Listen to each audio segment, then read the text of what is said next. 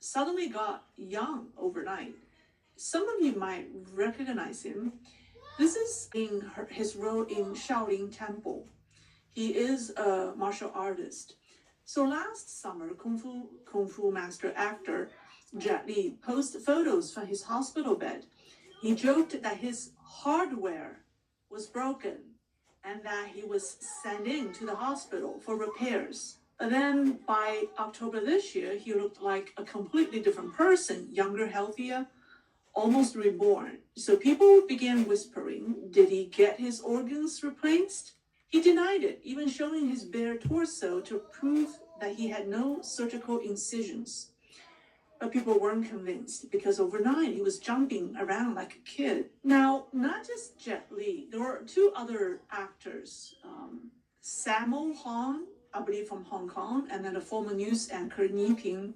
Miss Ni was seen publicly as an old lady who couldn't even walk on her own. She needed help from her assistant, but now she appears rejuvenated and was climbing a mountain in Beijing.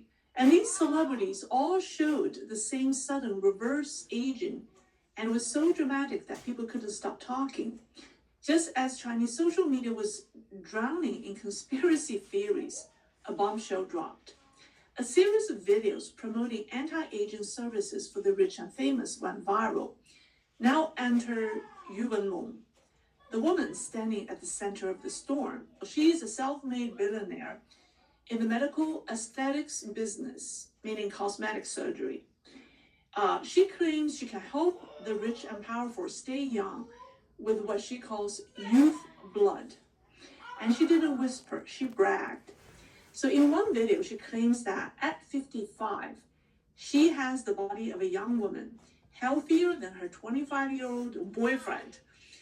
And her boyfriend even held up her hand to the camera, saying her skin was as soft as a 20-year-old. Okay, so here's this woman's picture over the years. She posted on her website, I think starting from the top left corner all the way to the lower right corner. I think the first one, I think when she was, 31 years old? I can't really tell the age, but it was in the early 30s. All the way to when she was 47 years old. I think she looked better in that black and white photo. At least she looked like a real woman, a natural woman. So she said in a longer video, there was another video that went viral on the internet. It was 7 minutes long, so I couldn't show you the entire video. But she said in that video, said, I'm 55 and still have my period. I can extend menstruation to age 80. That's our black tech.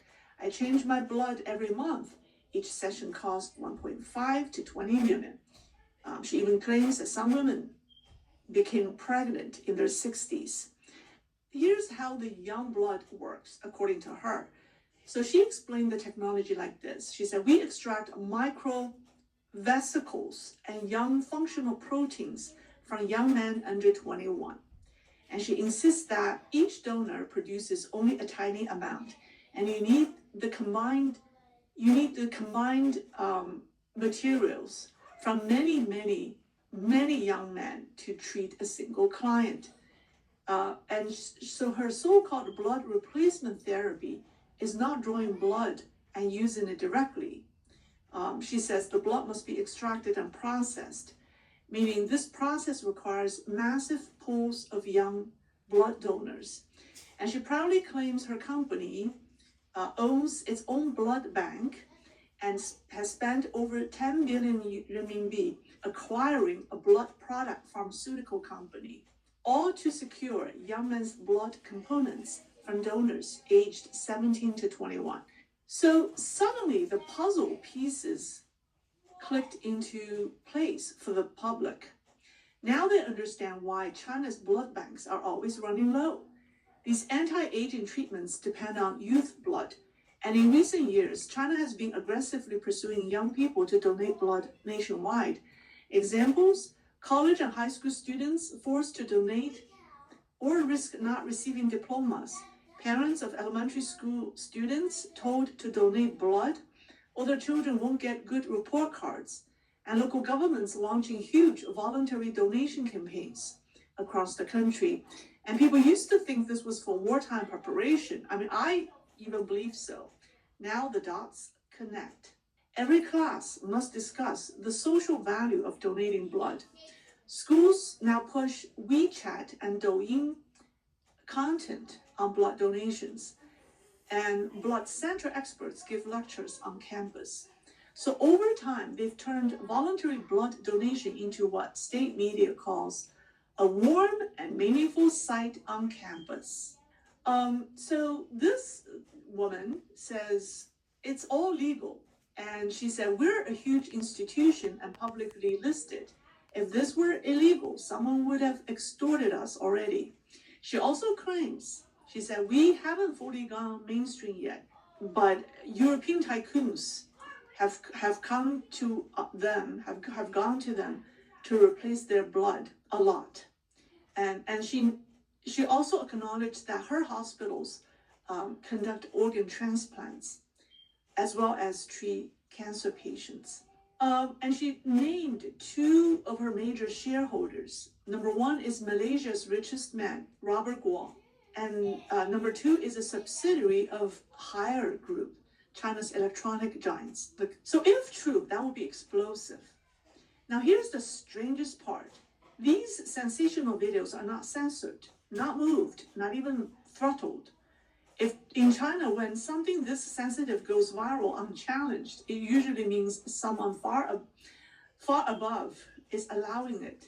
But let me ask you, isn't it strange that videos on a topic this sensitive, organ transplants, young blood, anti-aging tech, European tycoons are allowed to stay online in China? Some people believe this is no accident at all. The regime wants these videos to go viral. They say these videos are CCP's marketing campaign, a way to quietly promote China's new longevity industry. And so they say that the Jet Li video, or Jet Li's sudden return to youth videos, were not an accident, but a strategic advertisement. Why? Because this industry is not meant for ordinary people. It's built for the rich and the powerful, globally. Think about it. If China offers youth their young blood and blood products, if China offers longevity, if China offers a way for global elites to stay powerful forever, why wouldn't they come? So this becomes a new tool of influence, a new kind of soft power, except it's not soft at all. So some believe this is how the CCP secures loyalty among the world's elites. And this woman's boldness, her confidence, her uncensored videos, they all suggest one thing. She believes she has protection from the highest level. Her backing, corporate, regulatory, political, leads straight to the biggest shadow of all, the CCP top leadership itself. Now, people suddenly realize when Xi Jinping talked about human living to 150, he wasn't joking. He wasn't fantasizing or anything. He was probably advertising. Now, just as people were beginning to question Ms. Yu's claims, another video hit the Chinese internet. And this one sounded like a full-blown horror movie. And on October 14th, a man who spent years undercover inside Southeast Asian scam compounds posted a live stream that stunned us. He introduced himself as an anti-fraud blogger or investigator who has been in close contact with those scam parks in Southeast Asia for a long time. And so for safety, he covered his face while delivering the news. He revealed what people call the darkest secret behind the CCP's longevity project. Okay, so according to him, one major group of trafficking victims in these scam parks are women, especially nightclub workers and prostitutes.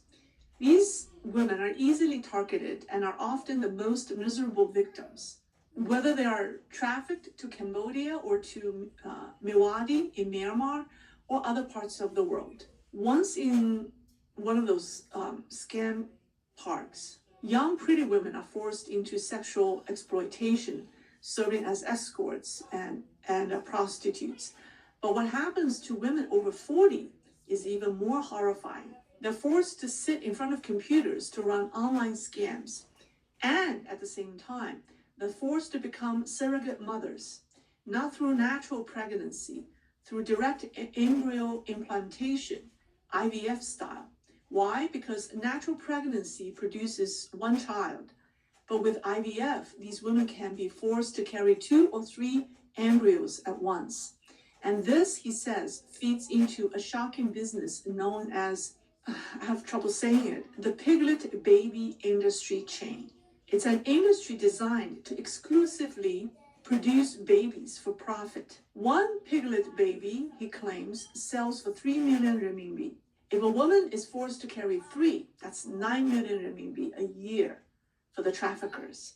9 million renminbi is about 1.2 million US dollars. The babies are then sold to nearby biotech parks. And let's be honest, biotech parks in Cambodia and Myanmar, we all know they aren't run by the locals. These are Chinese-run facilities placed deliberately next to the scam zones to process these young beings as quickly as possible.